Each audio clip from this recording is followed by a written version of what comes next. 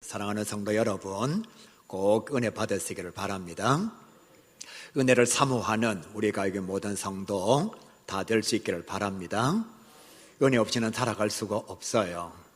은혜를 받은 사람은 삶이 달라질 수밖에 없습니다.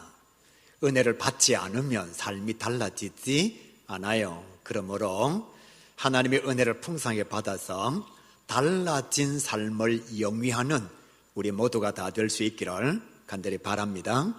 성경은 이렇게 말씀해요. 은혜를 받으면 그 사람의 존재가 달라진다. 생각이 달라지고 삶의 중심과 삶의 목적과 살아가는 이유가 달라진다는 거예요. 그것만이 아니라 진짜 은혜 받으면 성품도 달라진다는 거예요. 행동도 바뀌게 된다는 것입니다. 이렇게 좋은 은혜를 왜 안 받죠? 꼭 은혜를 사모하시고 은혜를 받아 누리는 하나님의 자녀, 저와 여러분이 될 수 있기를 간절히 바랍니다. 성경 말씀 7절에 한번 보시면 하나님의 은혜로 우리가 의인이 되었다 그렇게 말씀해요. 은혜로 의인이 되었다. 원래 저와 여러분은 죄인이었습니다. 그런데 하나님의 은혜로 의인이 되었다는 거예요. 하나님의 은혜로 상속자가 되었다 그렇게 말씀합니다. 다시 한번, 하나님의 은혜로 하나님의 나라의 유업을 유산으로 받을 수 있는 상속자가 되었다. 이것은 뭘 의미하느냐 하면 우리가 하나님의 자녀가 되었다는 거예요. 사랑하는 성도 여러분, 저와 여러분은 하나님의 자녀입니다. 하나님 나라 유업을 이어받을 상속자들입니다. 예수를 믿는 순간 저와 여러분은 죄인이 아니라 의인이 된 거예요. 세상 사람들은 우리 보고 죄인이라고 말하여도 하나님은 우리 보고 의인이라 그렇게 말씀하십니다. 은혜를 받은 하나님의 사람들은 그의 삶이 달라졌어요. 여러분, 사울은 가장 작은 지파의 사람이었습니다.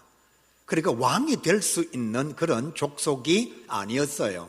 그런데 하나님께서 그를 왕으로 삼아 주셨습니다. 하나님의 은혜였지요. 왕 중의 왕이라고 얘기하는 다윗은 원래 아버지도 인정하지 않았던 그런 자녀였어요. 하나님의 사람이 찾아왔을 때에 아버지가 다른 자녀는 다 보여줬습니다.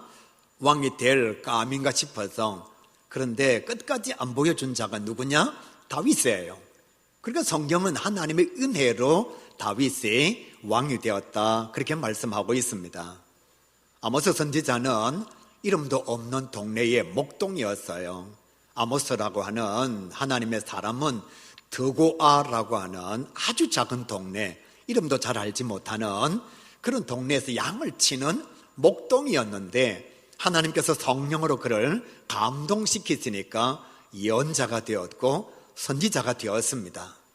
이사야는 하나님의 영, 하나님의 계시를 받아서 주의 말씀을 선포하는 주의 종이 되었습니다. 자기 마음대로 말씀을 선포한 것이 아니라 하나님께서 은혜로 하나님의 영을 이사야에게 부어주신 거예요. 전쟁이 일어나면 이등이 필요가 없습니다. 저는 정말 전쟁을 싫어합니다. 하나님의 사람 히스기야와 여호사밧, 전쟁이 일어났어요. 남의 나라가 쳐들어왔습니다. 그런데 어떻게 적군을 물리쳤느냐? 성경이 이렇게 말씀합니다. 하나님의 은혜로 하나님께서 적군들을 다 물리쳐 주셨다. 믿지 못하면 뻥이지요. 여러분, 어떻게 전쟁을 군사력으로 하지 않고 하나님이 전쟁을 할 수가 있나요? 그런데 성경은 분명하게 기록되어진 말씀을 통해서 하나님께서 히스기야와 여호사밧에게 승리를 허락해 주셨다 그렇게 말씀해요. 다니엘은 사자굴에 던짐을 당했습니다. 우리는 많은 영화를 통해서 사자굴이 얼마나 위험한 곳인지를 다 알고 있습니다. 여기 앉아있는 사람들 중에 중세시대에 로마시대에 영화를 보지 않는 사람이 거의 없겠지요. 여러분, 사자굴에 던짐 당하면 그냥 뼈도 추리지 못합니다. 그냥 죽는 거예요. 그런데 사자굴에 던짐을 당한 다니엘의 얼굴이 천사의 얼굴, 평안한 얼굴이었습니다. 그리고 결국 그는 살아났어요.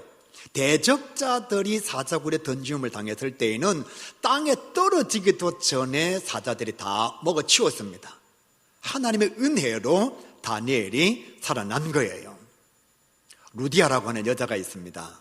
이 사람이 하나님의 사람이 전하는 말씀을 듣고서 은혜를 받았어요. 변화가 되어졌어요. 그래서 어떻게 했느냐? 자기 집을 개척교회로 내어놓았습니다. 루디아의 원래 직업이 무엇인가 하면 자주장사예요.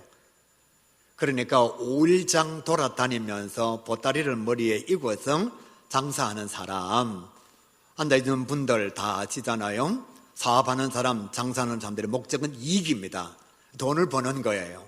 장사를 하면서 나는 손을 보겠다, 사업을 하면서 나는 자선사업을 하겠다 라고 생각하는 사람은 아무도 없습니다. 루디아도 마찬가지예요. 여러분, 5일장 돌아다니면서 장사를 했다. 그러면 얼마나 많은 수고를 감당했을까요? 그렇게 수고한 자기 재산을 은혜 받고 난 뒤에 개척교회로 내어놓았다는 거지요. 브리스길라와 아굴라도 마찬가지입니다. 은혜 받고 난 뒤에 자기의 일생 자체를 헌신의 사명자로 하나님 앞에 드립니다. 은혜 받지 못하면 불가능한 거죠. 여러분, 교회를 다니면서도 왜 하나님께서 원하시는 작은 예수로서의 삶이 불가능하냐 하면 진짜 은혜를 못 받아서 그래요. 정말 하나님의 말씀을 통해서, 성령을 통해서 하나님께서 원하시는 진정한 은혜를 체험하지 못했기 때문에 우리 육신의 소욕이 그대로 드러나므로 세상 속에서 작은 예수로 살아갈 수가 없는 거예요.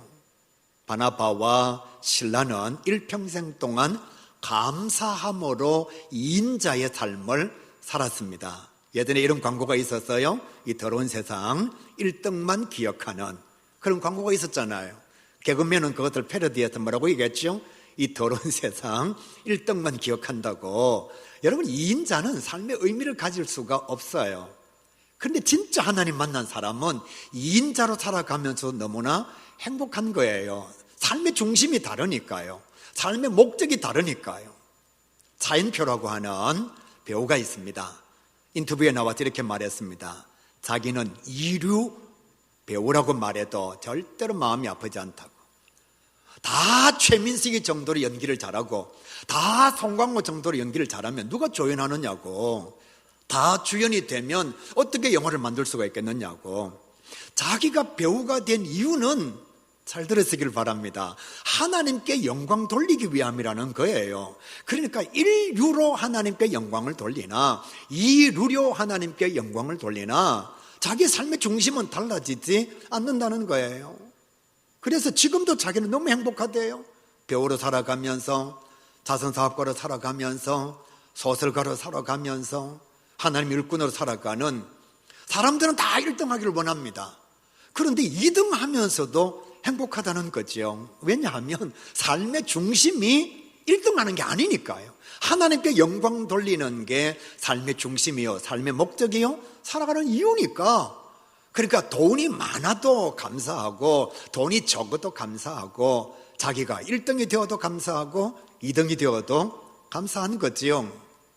그러니까 바나바와 실라는 정말 하나님 앞에서 2등의 인생을 살면서도 그의 삶은 너무나 행복했다는 것입니다.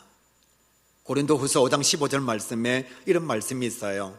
예수님이 모든 사람을 위하여 죽으신 것은, 예수님께서 모든 사람들을 위하여 죽으신 것은 살아있는 자들이 자신을 위하여 살지 않고 오직 예수님을 위하여 살게 하려 함이라. 그러니까 무슨 얘기냐? 진짜 십자가에 달려 돌아가신 예수님을 만난 사람들은 자기 중심의 삶을 살지 아니하고 예수님께서 원하시는 이타적인 삶을 살게 되어 있다는 거예요. 다시 한번요. 십자가에 달려 돌아가신 예수님을 진짜 만난 사람, 진짜 은혜 받은 사람은 살아가면서 자기 욕심, 자기 탐욕, 자기 중심의 삶을 살아가지 않고 자기를 위하여 생명 주신 예수님께서 사셨던 그 이타적인 삶을 영위하기 위해서 살아간다는 거예요. 내가 주님을 만났다라고 말하면서 내 삶의 현장에 나의 욕심으로 가득 차 있고 탐욕으로 가득 차 있고 다른 사람을 위한 마음이 없다면 용서하십시오. 진짜 주님을 만나지 못한 자예요. 진정한 은혜를 받지 못한 자라 그렇게 말할 수가 있습니다. 왜냐하면 주님께서 말씀하셨거든요.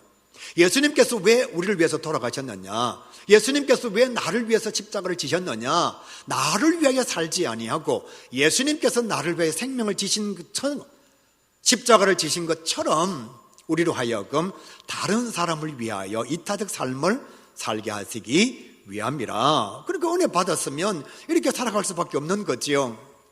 성경은 말씀합니다. 은혜가 무엇인가 하면 자격 없는 사람에게 주어진 선물이라는 거예요. 은혜가 뭐냐? 자격 있는 사람이 가지는 것은 대가고요, 수고의 열매고요, 자격 없는 사람에게 주어진 선물이 은혜라는 것입니다. 그냥 공짜로 주어지는 거예요. 내가 어떤 수고를 감당하지 않고 그냥 하나님께서 나에게 선물로 주신 것이 은혜라는 것입니다. 다르게 말씀드리면 은혜가 아니면 절대로 얻을 수 없는 것을 은혜로 받는 것, 그것을 은혜라고 말하는 것입니다. 이런 거지요.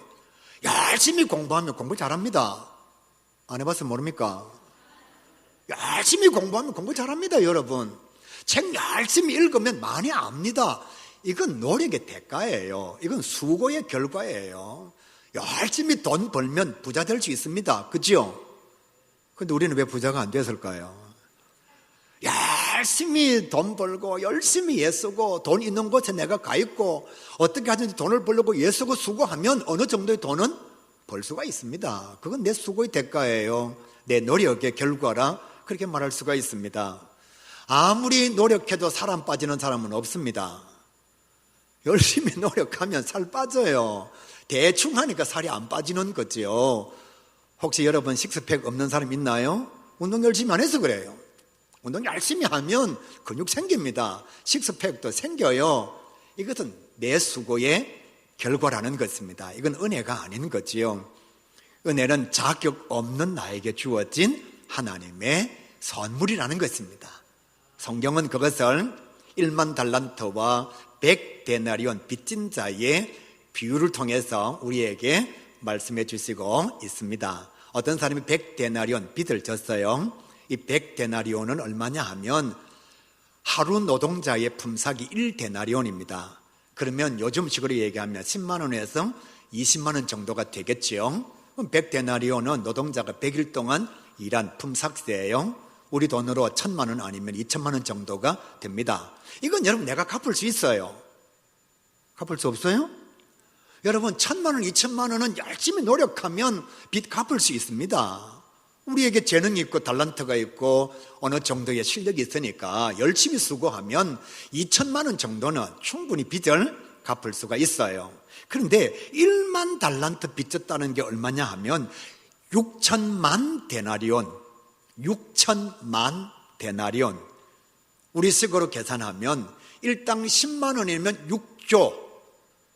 아무도 안 놀라는데 일당 20만 원으로 계산하면 12조. 노동자가 16만 년 동안 일해야만 벌 수 있는 돈. 그러니까 여러분 이것은 내 노력으로 벌 수가 없는 거예요. 내 수고의 결과로 가질 수가 없는 것입니다. 그러면 100데나리온은 수고로 갚을 수 있지만 1만 달란트라고 하는 12조 원은 탕감해 주지 않으면 용서받을 길이 없는 거예요. 그냥 주인이 갚지 말라고 얘기하기 전까지는 갚을 방법이 없다는 것입니다. 그래서 100데나리온의 빚진 자의 수고의 열매가 아니라 1만 달란트의 탕감이 하나님의 은혜라는 거예요. 그건 우리의 수고로 감당할 수가 없으니까요. 그래서 예수 믿는 사람들은 날마다 은혜를 사모하는 거예요. 오늘 성경 말씀에 보시게 되면 은혜 아니면 가질 수 없는 절대적 은혜 세 가지가 나타나 있습니다. 은혜 아니면 절대로 받을 수 없는 절대적 은혜 세 가지가 말씀 속에 나타나 있어요. 첫 번째가 뭐냐? 태어나 살아있음입니다.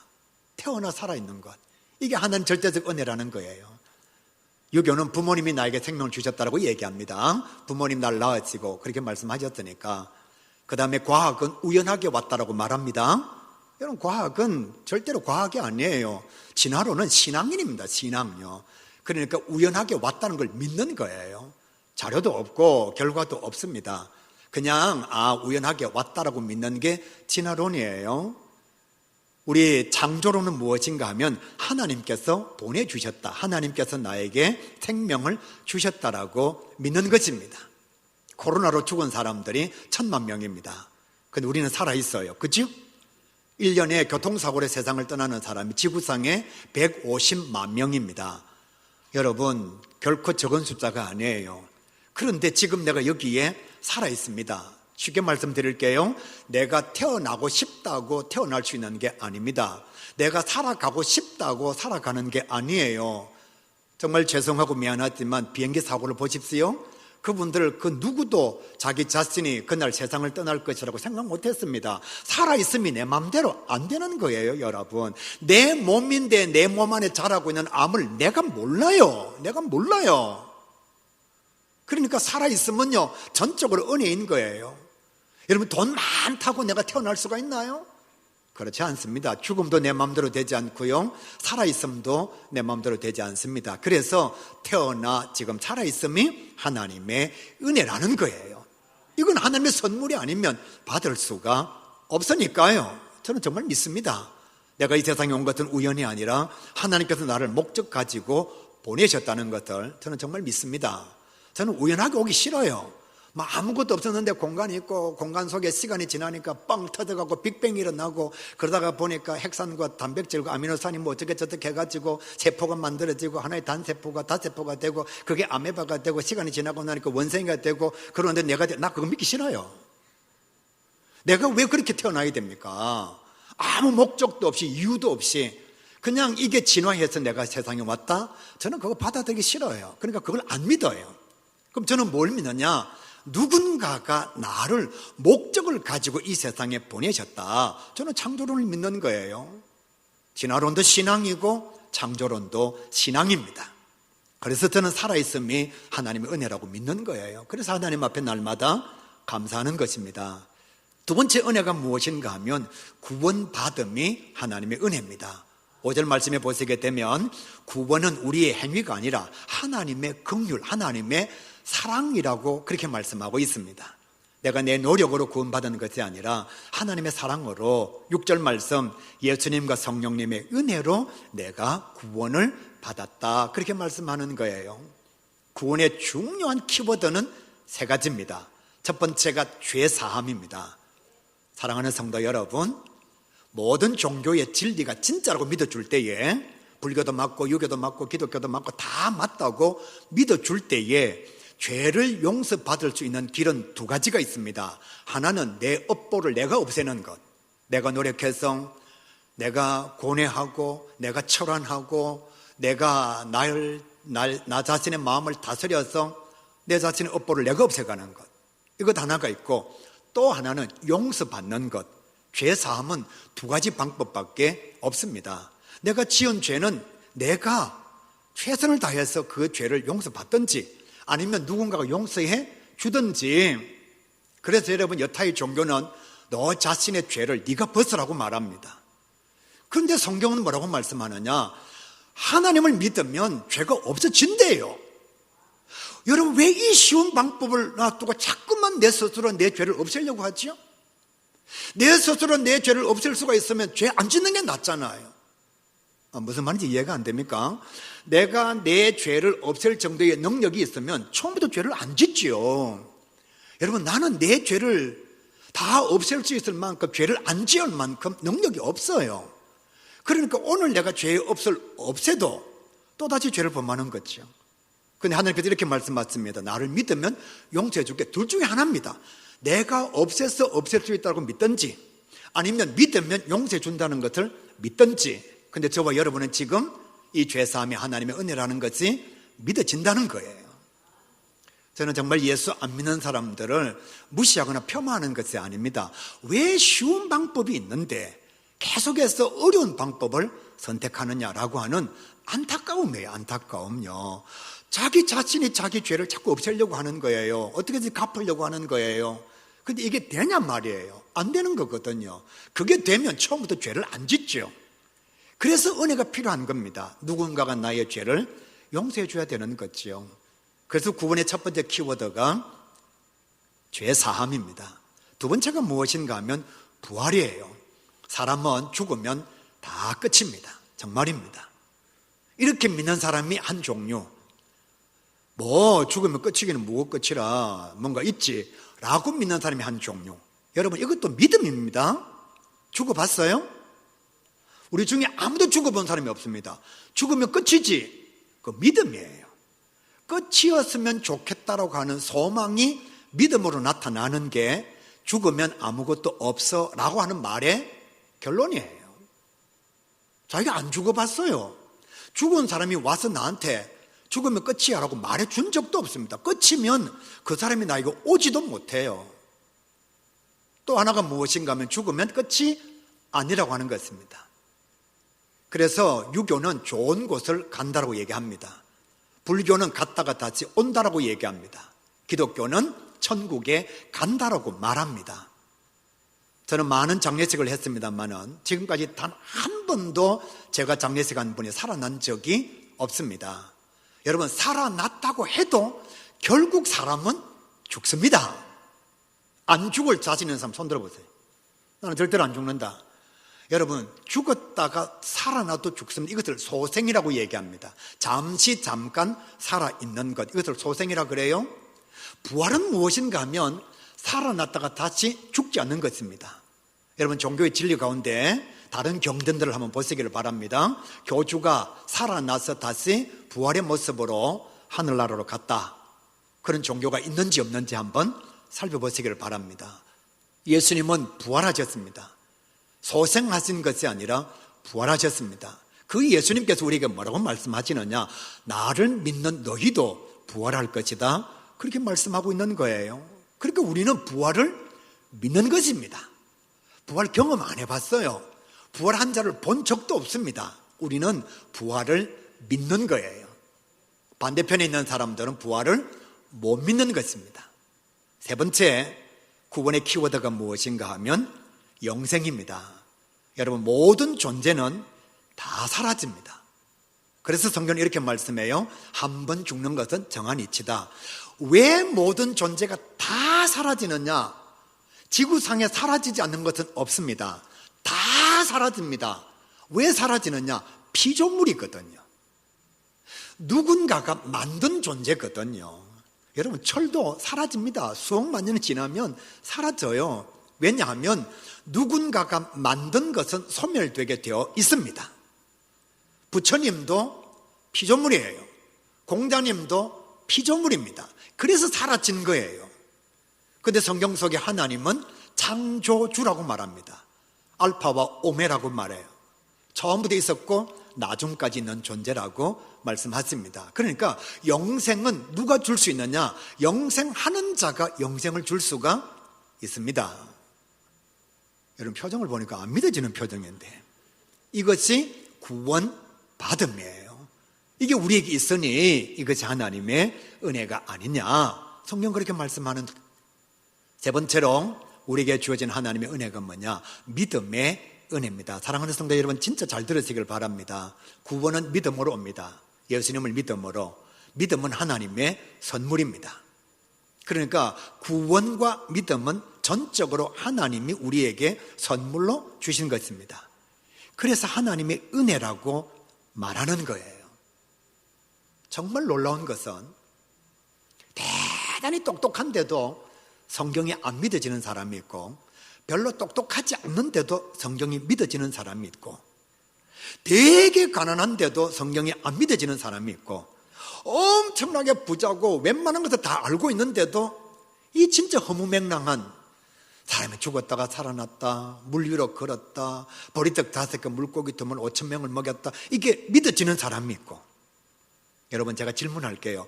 안 믿어지는 것을 위해서 자기 목숨을 걸 수가 있을까요? 그런 사람은 없어요. 믿어지는 것을 위해서 목숨을 걸죠. 그래서 불교에도 믿어짐 때문에 순교한 자들이 있고, 기독교에도 믿어짐 때문에 순교한 자들이 있는 거예요. 하나님의 성경 말씀, 이것이 믿어진다는 것은 하나님의 은혜가 선물로 나에게 주어진 것입니다. 똑같은 설교를 들어도 주님께서 말씀하셨지요. 어떤 사람에게는 청둥 소리로 들리고 어떤 사람에게는 하나님의 음성으로 들린다고 말씀하셨습니다. 그래서 뭐라고 말씀하셨느냐? 귀 있는 자는 성령께서 하시는 말씀을 들을지어다, 그렇게 말씀하시는 거예요. 아무리 예배를 드려도 하나님께서 믿음을 선물로 주시지 않았으면 천둥 소리로 들립니다. 고함 소리로 들립니다. 그러나 하나님께서 믿음을 선물로 주시면 하나님의 음성으로 들려지는 거예요. 그래서 저와 여러분은 예수님을 믿노라고 고백하는 것입니다. 진짜 주님을 만나지 못하고 진정한 은혜를 경험하지 못하면 젊을 때는 인생을 바칠 것처럼 주일감을 감당합니다. 열심히 교회 봉사합니다. 그러다가 어느 날 갑자기 교회에서 보이지 않습니다. 그리고 어떤 사람들은 예수님의 대적자가 됩니다. 왜? 진짜 진리의 은혜를 깨닫지 못했거든요. 예수님을 만나지를 못했거든요. 사랑하는 성도 여러분, 지금 내가 태어나 살아있음과 그리고 구원받음과 이 하나님의 말씀이 내 속에 믿음으로 자리 잡고 있는 것은 내 수고나 내 노력의 대가가 아니라 전적으로 하나님의 은혜라는 것입니다. 이런 은혜를 꼭 받아서 세상에 살아가는 날 동안에 누구 앞에서든지 당당한 믿음의 길을 걸어가는 저와 여러분이 될 수 있기를 간절히 바랍니다. 은혜를 받은 자에게 나타나는 삶의 열매가 5가지가 있습니다. 첫 번째, 감사입니다. 여러분, 사람에게도 신세가 지면 감사가 나타나요. 하나님의 은혜를 받은 자가 감사가 없다? 그 마음속에 삶에 대한 감사가 없다? 인생에 대한 감사가 없다? 진정한 은혜를 누리지 못하는 거지요. 두 번째가 나눔입니다. 내가 누군가에게서 무엇을 받았으면 내게 은혜를 베푼 자에게는 갚게 되어 있고 다른 사람에게는 내가 받은 은혜를 나누게 되어 있습니다. 여러분, 인간관계 속에서도 매번 밥 얻어먹기만 하는 사람은 주변에 사람이 없습니다. 자기는 많이 받았는데 나누지 않기 때문이지요. 하나님의 은혜의 삶도 마찬가지입니다. 살아있음이 은혜입니다, 주신 것이 다 은혜입니다 라고 말하면서 자기만을 위해서 살아간다? 진정한 은혜를 경험하지 못한 자지요. 은혜를 받은 자는 나눔을 실천할 수밖에 없습니다. 세 번째, 은혜를 받은 자에게 나타나는 열매는 겸손입니다. 죽었던 내가 하나님의 은혜로 살아났습니다. 죄를 용서받았습니다. 죄인이었던 내가 하나님의 자녀가 되었습니다. 지금 내가 누리고 있는 이 모든 것이 다 하나님의 은혜라고 고백합니다. 어떻게 교만할 수가 있을까요? 목사가 되었다고 어떻게 교만할 수 있을까요? 공부 좀 잘한다고, 재산 좀 더 가졌다고, 얼굴 좀 잘생겼다고 어떻게 교만할 수가 있을까요? 그게 하나님의 은혜인데, 그게 은혜인데, 은혜를 은혜로 알지 못하는 자는 내가 했지, 공부 내가 했지, 돈 내가 벌었지, 은혜를 은혜로 알지 못하니까 교만해지는 거예요. 돈 가지고 사람 차별하고, 배운 것으로 사람 무시하고, 누리는 것으로 다른 사람 폄하하고요. 은혜를 받은 사람은 그렇게 살아갈 수가 없다는 거예요. 네 번째, 은혜를 받은 자에게 나타나는 열매는 헌신입니다. 생명과 구원을 주신 하나님의 은혜에 그것이 감사함으로 내게 다가오고 있으면 나의 재능을 헌신할 수밖에 없어요. 나의 물질을 드릴 수밖에 없어요. 나의 삶을, 나의 생명을 드릴 수밖에 없는 거예요. 받은 것이 너무나 많은데 어떻게 헌신하지 않을 수가 있죠? 고 강영우 박사님이 뭐라고 말씀하셨습니까? 주신 은혜를 나는 다 갚고 세상을 떠나고 싶다고. 그는 시각장애인이었어요. 그런 사람이 백악관의 고위 관료가 되었습니다. 그건 뭐라고 얘기하느냐? 내게 주신 모든 은혜를 내가 다 갚고 돌아가고 싶다고. 3,000억을 영락교회에 헌금한 최창근 장로님요, 진정한 은혜는 돌려드리는 것이라고. 진정한 은혜는 돌려드리는 것이라고. 그래서 사업에서 엄청난 돈을 벌었는데 학교를 세우고, 그 다음에 고아원을 세우고, 가난한 자들을 도와주고, 그러면서 마지막 세상 떠날 때에 자녀에게 유산 남기지 않기. 그래서 자녀들에게 자기 재산 주지 않고 다 연약한 자들을 위해서 무려 3,000억이라고 하는 돈을 다 쓰시고 하나님 앞으로 불림받은 거예요. 여러분, 내가 생명을 얻었습니다. 내가 구원을 받았습니다. 어떻게 헌신하지 않을 수가 있죠? 마지막으로 은혜를 받은 자에게 나타난 열매는 행복입니다. 여러분, 이게 무슨 말씀이냐? 여러분, 돈 아무리 많이 가져도 못 가지고 갑니다. 돈이 행복의 조건이면 돈이 사라질 때 행복이 사라져요. 배우자가 행복의 조건이면 배우자 세상 떠나면 내 행복도 사라집니다. 배운 것, 가진 것이 행복의 조건이면 그게 사라질 때에 내 행복도 사라지는 거예요. 그런데 예수님은 사라지지 않잖아요. 세상의 모든 조건은 다 사라지지만 예수님은 사라지지 않습니다. 그러니까 진짜 주님을 만나면 행복한 삶을 영위할 수밖에 없는 거예요. 돈 때문에 행복할 수 있으니까. 또 부인이 예쁘면 행복할 수 있어요. 부인이 안 예뻐서 모릅니까? 남편이 멋있으면 행복할 수 있어요. 근데 그 행복은요, 배우자가 사라지는 순간 사라지는 겁니다. 내가 가지고 있는 높은 집이요, 미국의 국방부 장관이 전국을 순회하며 훈시하는데 많은 사람들이 카펫을 깔아놓고 자기가 말하면 다 받아 적고 그랬다는 거예요. 그래서 자기는 자기가 대단한 줄 알았다는 겁니다. 그런데 국방부 장관이 끝나고 난 뒤에 그 동네 가니까 아무도 안 나오더래요. 카펫도 안 깔아주더래요. 그 순간 내가 대단한 게 아니고 내 자리가 대단했구나. 자리가 사라지면 불행해지는 거예요. 그러나 예수님은 사라지지 않습니다. 사랑하는 성도 여러분, 한 주간 동안 은혜 잔치가 펼쳐집니다. 기도의 시간이 주어집니다. 꼭 참여하셔서 진짜 은혜 받으시고 기도 제목이 응답되어짐으로 말미암아 은혜의 삶을 영위하는 주의 자녀가 될 수 있기를 간절히 바랍니다. 목사님 바빠요. 다 바쁩니다. 백수가 몸살하고 백수가 과로사합니다. 여러분, 세상에 안 바쁜 사람 아무도 없어요. 그런데 우선순위가 분명한 사람은 바쁘지 않습니다. 우선순위가 분명한 사람은 바쁘지 않습니다. 해외여행 가려고 표 끊어놨다가도 내 남편이 아프면 안 갑니다. 왜? 우선순위가 내 남편이거든요. 친구와 함께 여행을 가려고 온갖 계획을 다 세워놨는데 여러분, 자녀 학교 졸업식이 있으면 안 갑니다. 왜? 삶의 순위가 분명하거든요. 우선순위가 분명하거든요. 그런데 그 은혜의 자리에, 기도의 자리에 나오지 못하는 사람은 우선순위가 돈 버는 거예요. 우선순위가 친구예요. 우선순위가 은혜가 아니라는 것입니다. 꼭 은혜의 잔치 자리에 나오셔서 은혜도 받으시고 기도응답도 경험하시는 우리가 이거 모든 성도 다 될 수 있기를 주님의 이름으로 간절히 축복합니다. 함께 찬양합시다. 은혜의 강가로.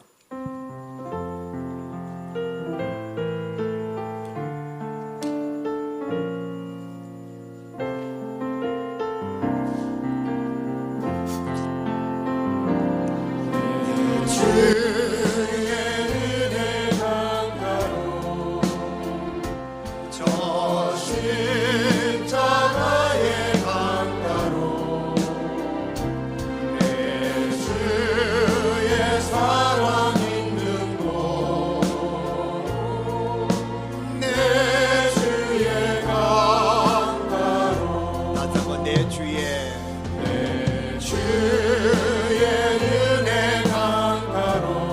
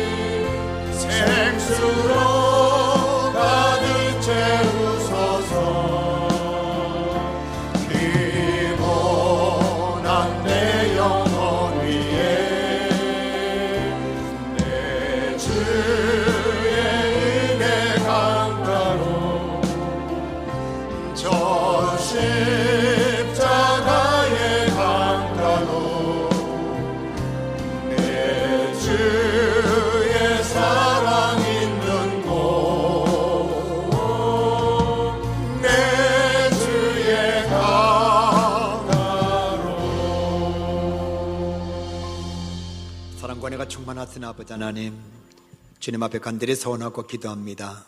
우리가 이 모든 성도들 은혜로 살아갈 수 없는 것이 믿음의 고백이 되게 하여 주옵시고, 정말 가란 나의 영혼 생수로 가득 채우기를 원하는, 피곤한 내 영혼 위에 주의 은혜가 넘치기를 원하는 갈급한 심령을 가지게 하여 주시옵소서.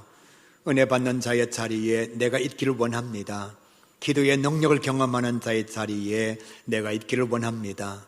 삶의 우선순위를 분명히 정함으로 말미암아 하나님의 은혜, 기도의 자리에 나오지 못하는 이유와 핑계를 다 내려놓고 정말 하나님 은혜의 자리에 참여하여 주님께서 예비하신 선물을 마음껏 받아 누리는 우리 가족의 모든 성도들 다 되게 하여 주시옵소서. 하나님, 참여하는 시간에 채워지지 못한 세상 것 우리 하나님께서 은혜로 채워주시기를 원합니다. 모두가 다 하나님의 은혜를 사모하는 주의 백성 되게 하여 주시옵소서. 귀한 예물로 영광을 돌리옵나니 예물 드린 손길을 들지 못한 모든 손길, 세상의 것도 감사하지만 절대적인 하나님의 은혜를 날마다 사모함으로 받아 누리는 주의 백성 되게 하여 주시옵소서. 이제는 우리 주 예수 그리스도의 은혜와 하나님 아버지의 놀라우신 사랑과 성령님의 감화 감동, 위로 교통하심의 역사가 은혜를 사모하는 모든 주의 성도들 머리 위에 영원토록 함께 하시옵기를 간절히 축원하옵나이다. 아멘.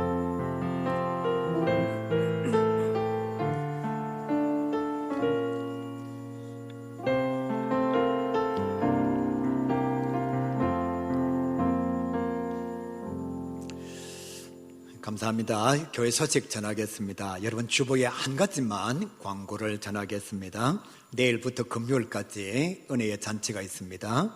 기도의 역사 경험하시길 원하지